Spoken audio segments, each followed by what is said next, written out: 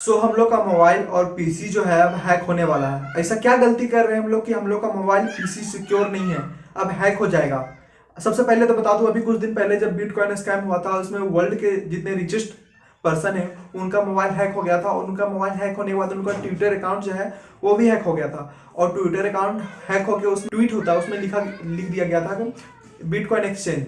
तो ये जो हैक है ये एक वर्ल्ड के रिचेस्ट एक पर्सन का नहीं, बहुत सारे रिचेस्ट पर्सन का हुआ था उसी एक ही दिन में। तो आप समझ सकते हैं जब उतने रिच पर्सन जो है वो अपना अकाउंट सिक्योर नहीं कर पा रहे हैं तो हम लोग क्या कर पाएंगे। हम लोग तो नॉर्मल मिडिल क्लास फैमिली से बिलोंग करते हैं, तो हम लोग क्या अपना मोबाइल सिक्योर कर पाएंगे? ऐसा क्या गलती कर रहे हैं कि हम लोग का मोबाइल पीसी जो हैक हो जाएगा?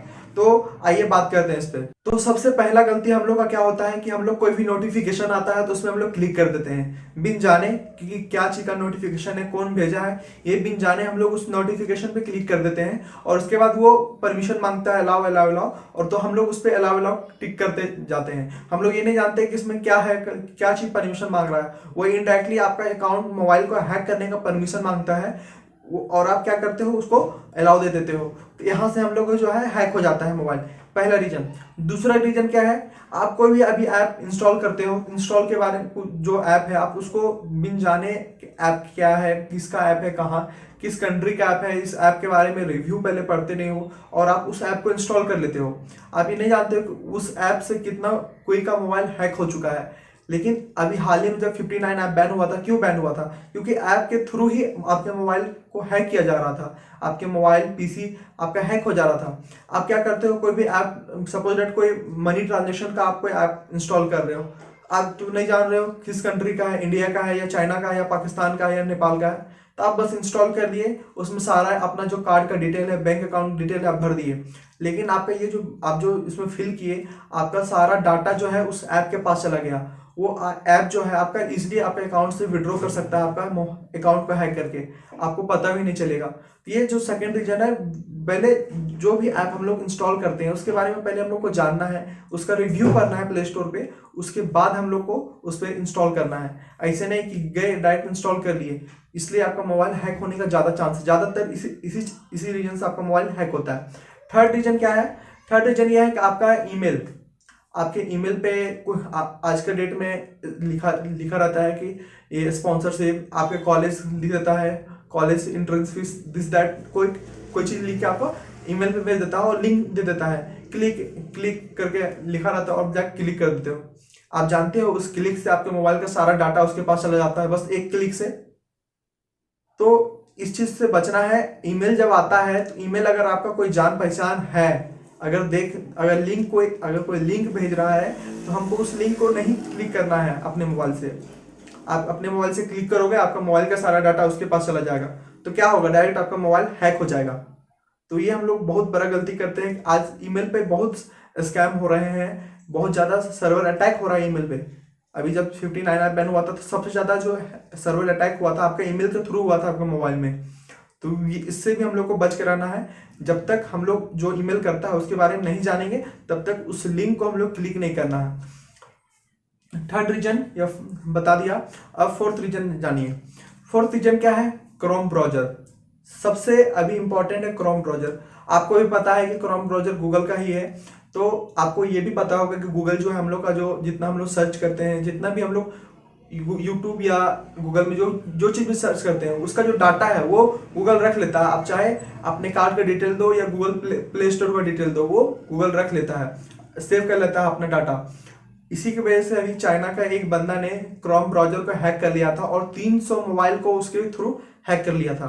क्यों? क्योंकि क्रोम ब्राउजर में आपका जो सर्च किए थे वो सारा डाटा उसमें सेव था। आप जब भी क्रोम ब्राउजर यूज करते हो उसके बाद आप हिस्ट्री इरेज नहीं करते हो, तो ये आपका सबसे बड़ा गलती है। आप जब भी अगर क्रोम ब्राउजर या गूगल सपोज दैट यूज करते हो, जो भी चीज़ सर्च किए, तो सबसे पहले यूज बंद उसको लॉग आउट करने से पहले उसको सारा हिस्ट्री डिलीट करना है। उसके बाद हम लोग क्रोम ब्राउजर से बाहर आना है। उससे पहले अगर आपका डाटा उसके अंदर है तो आपका मोबाइल हैक होना निश्चित है, इसको आपको कोई नहीं रोक सकता है। परसों की बात है जब चाइना के एक बंदे ने क्रोम ब्राउजर का 300 बंदे को, मतलब क्रोम ब्राउजर के ही जो 300 यूजर्स थे उसका मोबाइल हैक कर लिया था, वो भी इजिली।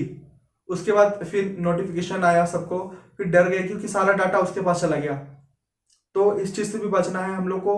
थोड़ा सा अब सतर्क रहिए, मतलब सेफ रहिए। पहले जानिए क्या चीज़ है, उसके बाद हम लोग को नोटिफिकेशन जब आता है, नोटिफिकेशन आता है क्रोम ब्राउजर पे, उसको हम लोग क्लिक नहीं करना है, क्योंकि क्रोम ब्राउजर पे भी आजकल बहुत ज़्यादा नोटिफिकेशन आ रहे हैं, तो उसको हम लोग क्लिक नहीं करना है। अपना लॉग आउट होने से पहले हम लोग को हिस्ट्री इरेज कर देना है। 5 रीजन क्या है, आपके मोबाइल पे पर्सनली जो मैसेज होता है उस पर नोटिफिकेशन आ रहे हैं आजकल। 2000 बोनस, 3000 बोनस, 25,000 बोनस। क्या वो आपको बोनस देगा? Play rummy bonus 2000, play phone पे 2000 बोनस देता है आपको। क्या वो आपको देगा? आपके जैसे लाखों बंदे को चूतिया बना रहा होगा। तो ये जो बोनस दे रहा है आपको, आपको क्या लगता है ये सही में दे रहा है? बस आप अगर उस पर क्लिक करोगे, आपको जाकर डिटेल मांगेगा, डिटेल भरोगे, फिर आपको लिखेगा पे, तो आपको बोलेगा आप पे कीजिए, हम आपको बोनस दे रहे हैं। आपको पहले पे करना है, तब आपको बोनस देना है उस पर। तो इस चीज़ से हम लोग को समझना है कि क्या है क्या नहीं। तो आपको एक चीज़ बता देता हूँ, जब ये हुआ था मेरे साथ, ये घटना घटा था, मैंने भी ये क्लिक किया था। क्लिक करने के बाद जब मैं उस पर गया तो कोई दूसरा वेबसाइट खुल गया। उस वेबसाइट पे मेरा कार्ड डिटेल, बैंक अकाउंट जितना डिटेल है वो सब मांग रहा था।